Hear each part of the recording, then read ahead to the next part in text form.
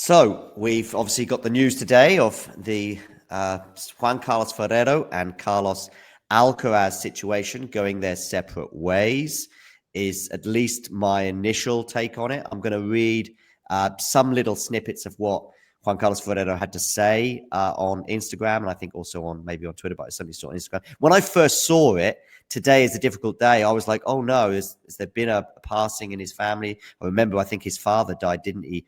In 2022, and he surprised Alcaraz by appearing in Miami on the day of the final, I think. And anyway, start reading it, and then of course it quickly becomes clear that Alcaraz and Ferrero are going their separate ways. I want to thank Carlos. It's super loving and laughter and sad as well, because he talks about taking with him with the laughter and the challenges overcome and the conversations. But of course, as I'm reading all of this, just the whole of 2025 is running through my mind. The unbeaten runs, the best tennis level of Carlos's career, I think. And he probably showed that in the way he won the US Open by not getting broken in terms of the whole tournament, or at least not losing a set, I think, until that final. But he blows Sinner away with a level that I think even took Sinner perhaps by surprise. World number one, year end for just the second time in his career, and blah, blah, blah, blah, blah, blah. And then I see the line, which is the one that I put out on social media, and I've seen other people echo it as well. I wish I could have continued. I'm convinced that good memories and good people always find a way to cross paths again. Thank you from the bottom of my heart. But it's that line, I wish I could have continued, which makes me think one of two things. Either Alcaraz has made the decision that he wants to go different direction, or maybe there was something else going on in Juan Carlos Ferrero's personal life.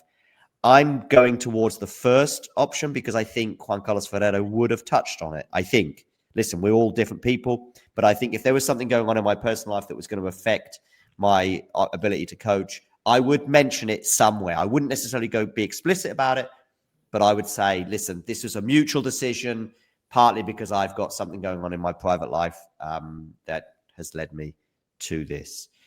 Your first reaction, Brenner, to the news?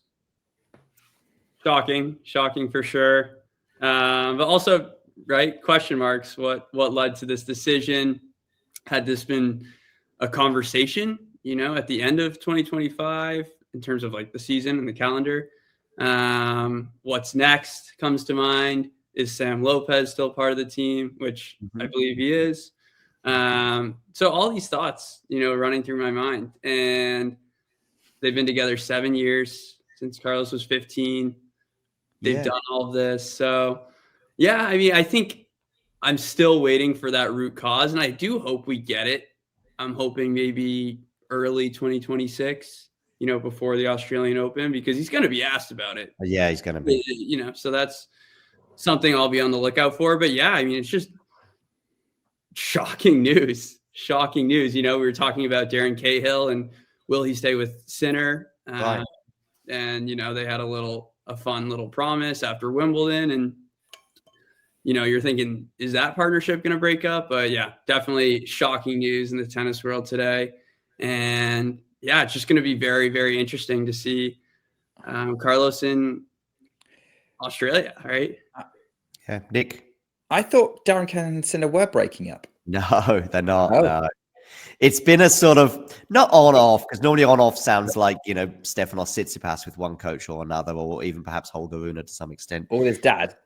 Yeah, right, exactly. But Holger Rune would be Patrick Mouratoglou in and out of his box. But no, with Sinner, it's been a case of, look, I think at least I'm paraphrasing the word think now, because clearly he had some doubt. But yes, yeah, Cahill was like, I think I'm going to do it. But then they had like a chat pre-Wimbledon final, and no, he's definitely staying on. But Nick, I just want you sort of Carlos is going to get asked about this. I don't know what you also thought about the immediate reaction and anything else. My immediate thought was, Carlos, what are you doing? Like, why now? Like, there's such a heart to this partnership. Such a meaningful kind of mentor-mentee role that they embody, especially since you say, Brenner, like Ferrero's been with Carlos since he was 15. I think I read it differently, John. I think that this is Ferrero's decision to walk for one reason or another, kind of forced to leave. I think the nature of their relationship would suggest that. The only reason Carlos would not take Ferrero is if he thinks that Ferrero has taken him as far as he can. But as you say, like the level that he's showing at he showed at the US Open, like where else is there to go for him? Like what at the moment it's just how to stay with or ahead of Yannick Sinner, depending on how you see things. So I think there has always been the question of Ferrero's going to do this for as long as he feels able to do it, for as long as he wants to travel around. And it's not a surprise to me that maybe it would be less of a surprise to me that he just decided he didn't want to anymore, or something forced him to stop, like other commitments. Ferrero's got his own academy to run. But I think I just think he would have addressed that. That's just, I mean there's no reason not to. If it's like, you know what, we've both gone our separate ways. Let's say it's a mutual decision. That's a line that you would expect to see in there that isn't there. I would say it depends on an English translation thing. But like obviously he's trying to do this from Spanish to English, and that's how it go. The post is in Spanish, so I'm just I think, or at least the written what do you call it on the screenshots of whatever it was all in Spanish. I'll take your word for it. I've not been on social media today. Yeah, don't worry.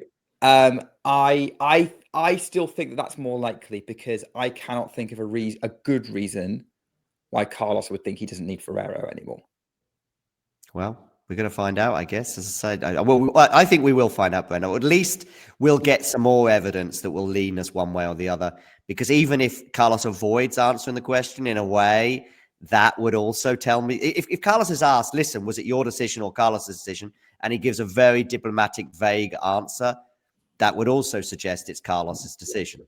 If he just comes out and says, no, it was mutual, and perhaps, maybe Juan Carlos could have he go, no, it's 50-50, or we both decided, then maybe, it's true. But if he does anything sort of diplomatic, or he might just come out and he may, Carlos is extremely frank, and it's one of the reasons why I enjoy listening to him more than many other tennis players. He may just come out and say, listen, I took the decision. It is a risk, of course, because we're at the top of the game.